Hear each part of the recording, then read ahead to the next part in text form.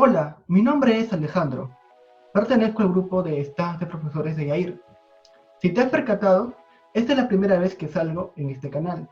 Y quiero aprovechar en comentarte que estaré explicando el curso de biología, el tema de la célula. Te invito entonces a ver el video y a compartirlo. Sin más que agregar, empecemos.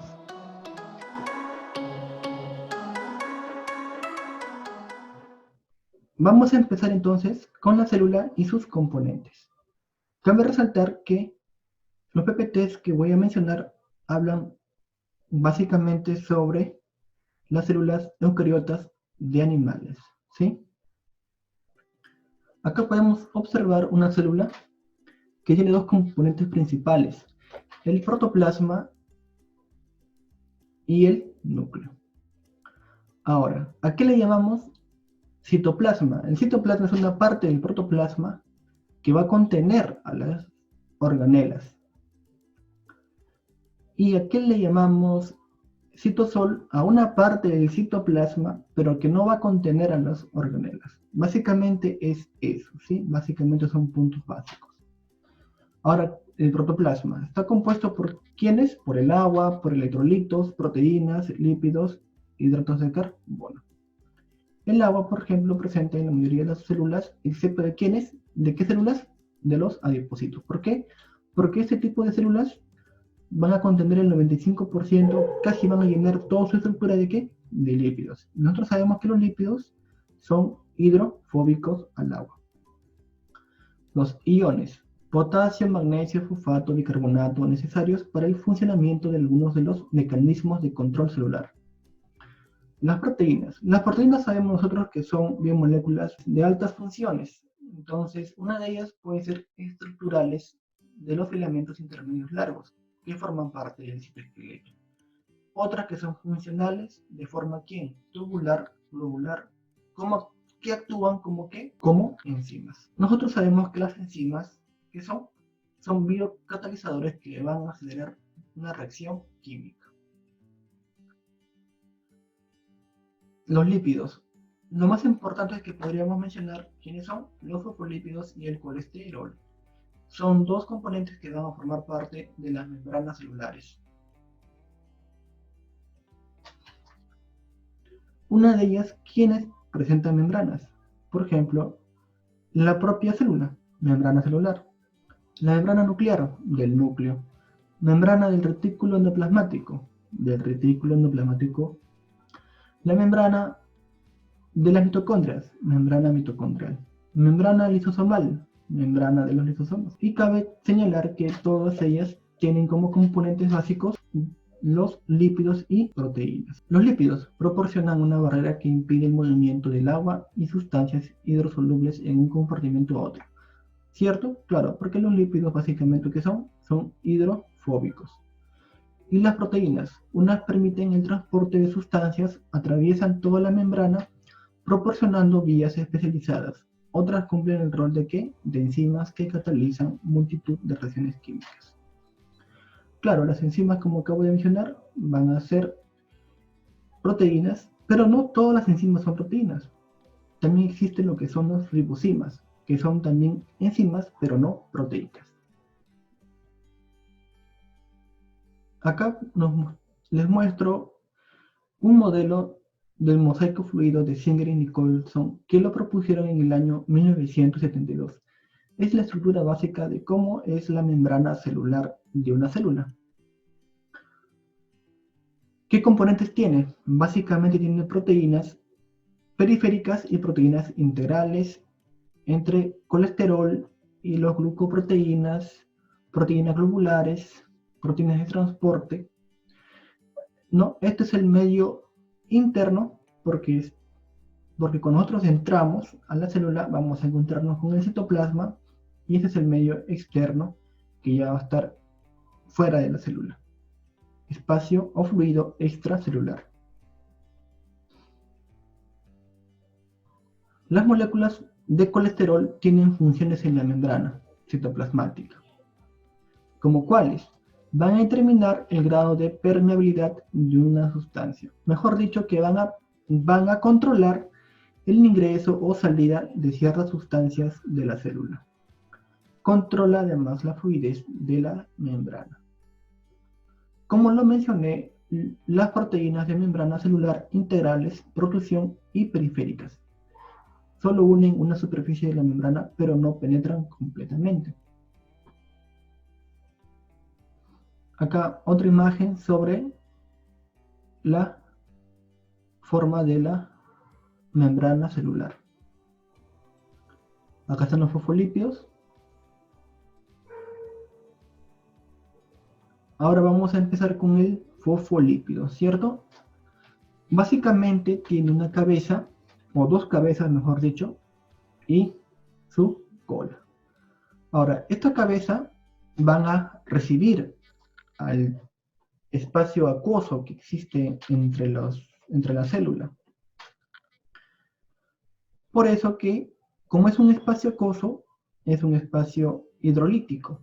Por lo tanto, la cabeza de los fosfolípidos, como van a recepcionar ese tipo de sustancias, van a ser hidrofílicos, van a ser polares.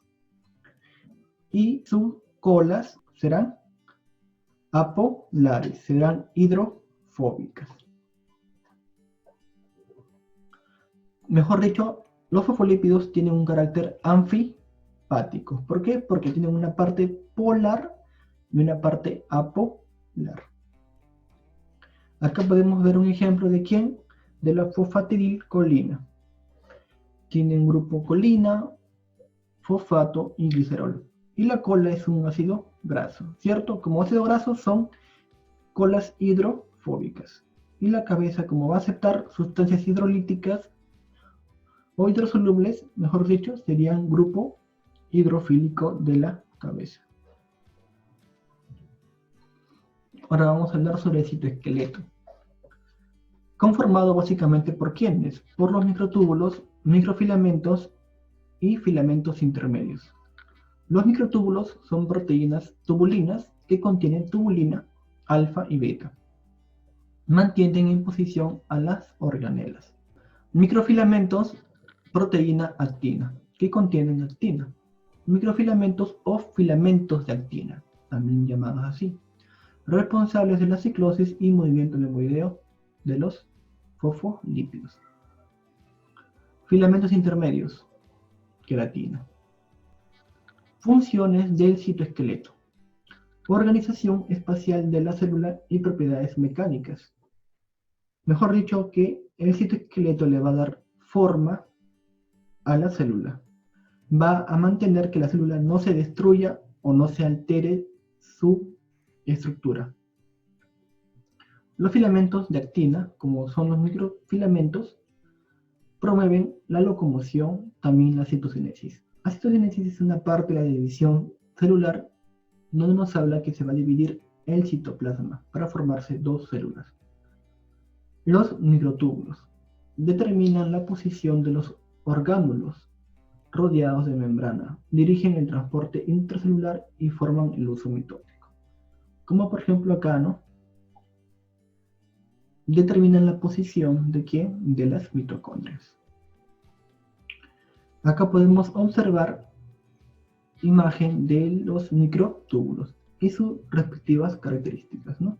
Son cilíndricos huecos, alargados, hechos de tubulina, con un diámetro exterior de 25 nanómetros. Son mucho más rígidos que los filamentos de actina. Podríamos marcar eso, ¿cierto? Son mucho más rígidos que los filamentos de actina.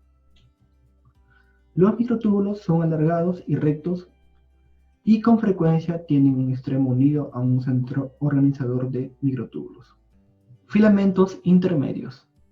Los filamentos intermedios son fibras semejantes a cuerdas de unos 10 nanómetros de diámetro. Están hechos de proteínas de los filamentos intermedios, una familia amplia y heterogénea de proteínas. Un tipo de filamento intermedio forma una red denominada lámina nuclear, situada justo por debajo de la membrana nuclear interna, que también vamos a mencionar. Otros tipos se distribuyen por todo el citoplasma y proporcionan resistencia mecánica a las células. Entonces, ¿qué podríamos marcar acá? Que los filamentos intermedios van a dar resistencia mecánica a la célula.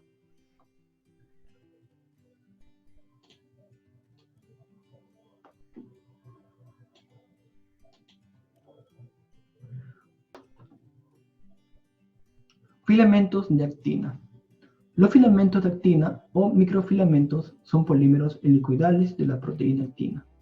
Son estructuras flexibles de 8 nanómetros de diámetro, que se organizan en una variedad de haces paralelos, redes bidimensionales y geles tridimensionales. Aunque los filamentos de actina se encuentran distribuidos por toda la célula, se concentran especialmente en el córtex, justo por debajo de la membrana plasmática. Los ribosomas son organoides que tienen como constitución principal al ARN ribosómico más proteínas. Su función básica y elemental que todos conocemos es que forma síntesis de proteínas relacionado al ARN mensajero. Ahora, la estructura puede verse como una subunidad mayor y subunidad menor. Por ejemplo, en las células eucariotas es de 80 S sus ribosomas, que se parten en dos. 40 S en la subunidad menor y 60 S en la subunidad mayor. Y en las células procariontes sería de 70 S, que sería 30 S de unidad menor y 50 S de unidad mayor.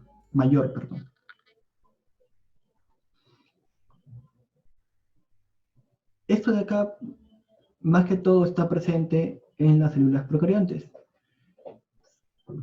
Acá podemos observar una bacteria, ¿cierto? Estos son los cilios, los pelos que están en la periferia y los flagelos que le dan la locomoción. Una forma que podemos clasificar a esta bacteria sería por la forma como están ubicados sus flagelos, que sería una bacteria lofótrica, de esta manera. Ahora, el retículo endoplasmático. Su función general es la compartimentalización, es decir, delimita espacios donde pueden almacenarse y distribuirse sustancias dentro de la célula.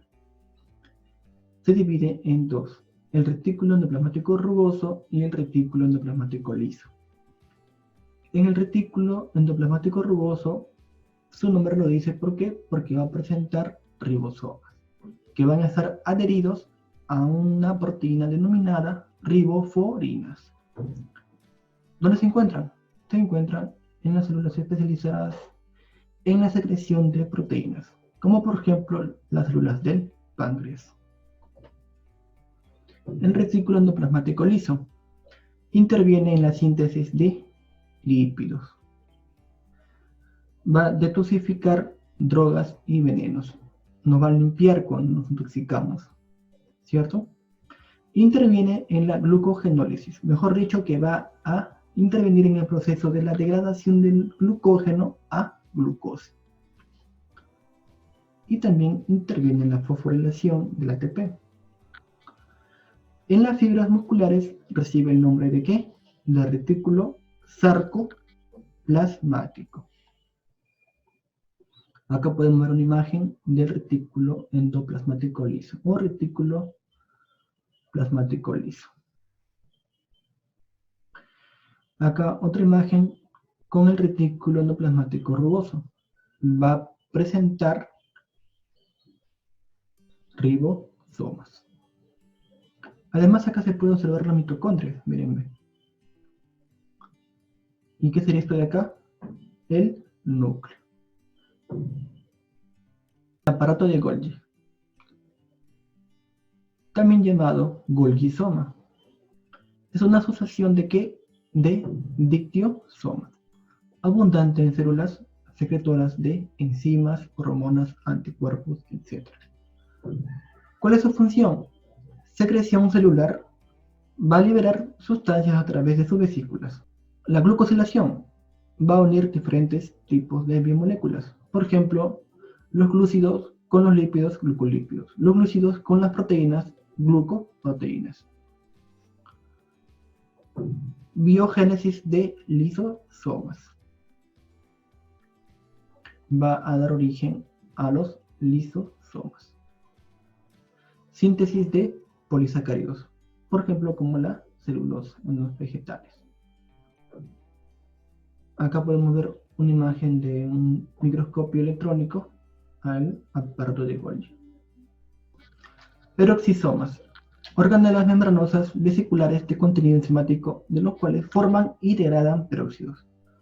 Una importante es la catalasa, es la más importante que podremos mencionar, que va a degradar el peróxido de ¿qué? De hidrógeno, como muestro en esta reacción. Este es el peróxido de hidrógeno. Acá está el agua y el oxígeno. ¿Sí? Esa es la degradación de ¿qué? Del peróxido de hidrógeno con la enzima catalasa. ¿Dónde se realiza eso? En el peroxisoma. Las vacuolas. Las vacuolas son organelas vegetales que van a tener una membrana que se llama tonoplasmato. Función: almacenamiento y regulación de presión osmótica. Casi toda esta célula va a presentar gran cantidad de líquido en su conformación. Hablemos ahora de la mitocondria. Es una organela muy importante en los eucariontes porque va a permitir la respiración aeróbica. Posee su propio ADN circular. Al poseer su propio ADN circular, se dice que es una organela semiautónoma de su célula. Contiene ribosomas de 55S. Partes de una mitocondria: la cresta, la membrana interna, membrana externa, la matriz mitocondrial y el espacio de intermembranas, ¿cierto? Acá podemos ver un pequeño texto sobre el cloroplasto y la fotosíntesis. El cloroplasto es una organela vegetal que va a tener como función la fotosíntesis. La mitocondria. Las mitocondrias ocupan hasta el 20% del volumen citoplasmático de una célula eucariota. Lo que podemos acá mencionar, por ejemplo, es qué sucede cuando están en las neuronas y qué sucede cuando están en las células musculares, cardíacas o esqueléticas. Por lógica tenemos que darnos cuenta que en este tipo de células va a existir mayor cantidad de ¿qué? De mitocondrias. ¿Por qué? Porque las mitocondrias cumplen función de ¿qué? De la respiración aeróbica, ¿cierto? Van a producir energía, van a producir ATP. Y nuestros músculos necesitan esa energía. Por eso es que se necesita alta concentración de mitocondrias en ese tipo de células.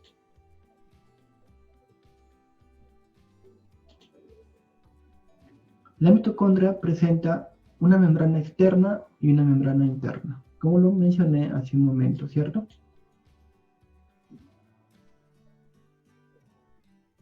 Los cloroplastos se parecen a las mitocondrias, pero tienen un compartimiento telicoidal adicional. Acá vamos a leer, mira. La membrana interna de los cloroplastos no está plegada formando crestas, ni tampoco contiene ninguna cadena de transporte de electrones, como si lo tiene la mitocondria. La cadena de transporte de electrones, el sistema fotosintético para la captación de la luz y la ATP sintetasa están contenidos en la membrana telicoidal. Una tercera membrana distinta a las anteriores indicadas y que forma un conjunto de sacos discoidales llamados tilacoides.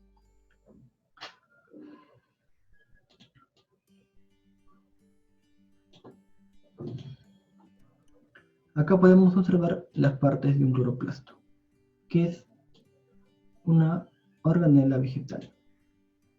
Membrana plastidial externa, membrana plastidial interna, el estroma, el tilacoide, que en conjunto se llama grana, el espacio intermembrana.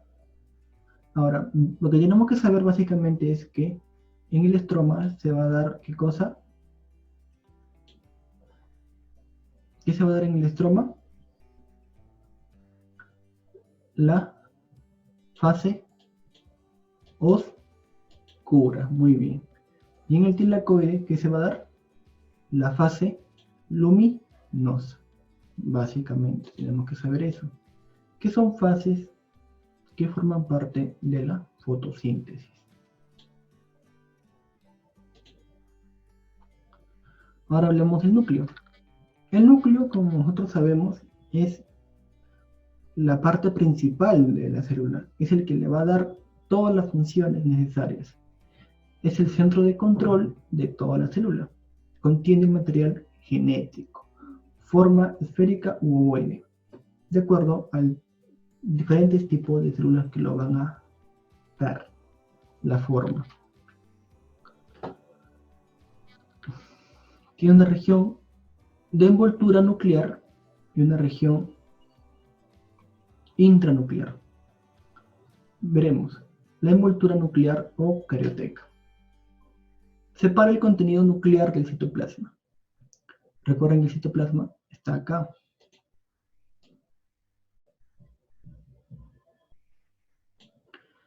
Pero lo va a separar por dos membranas. Membrana externa y membrana interna. Membrana interna.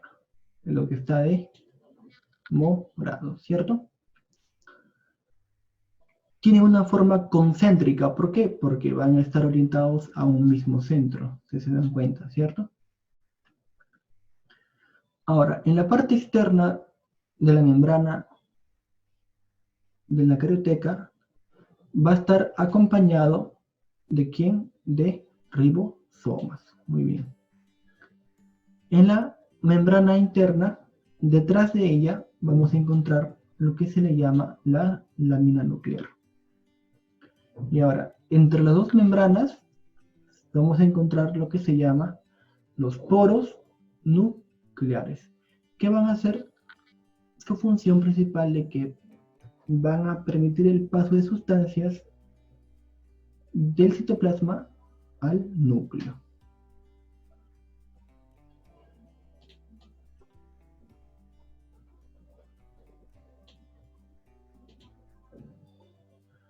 Acá podemos observar otra imagen.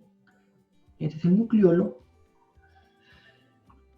La eucromatina. La eucromatina le llaman básicamente aquí a la cromosoma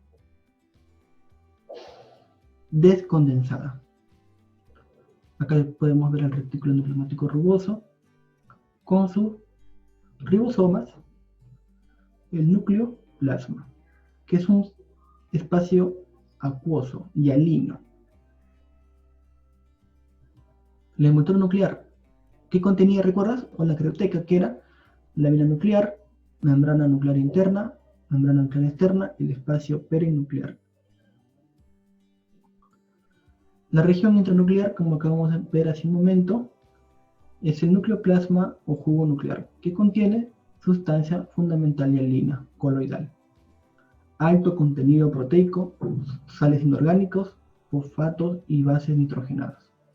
El nucleolo, que viene a ser lo de acá, está conformada por ARN y proteínas. ¿Síntesis de qué? De ARN ribosómico y ensambla ¿a quiénes? A las subunidades de los ribosomas.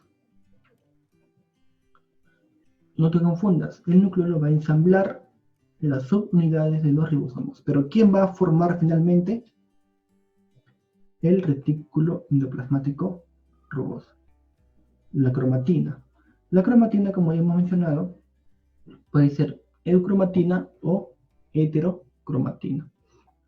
La cromatina, unidad estructural, son los nucleosomas.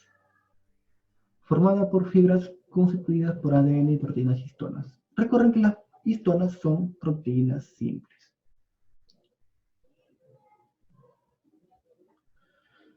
Entonces ya hemos llegado hasta este punto y quiero agradecerles por ver el video.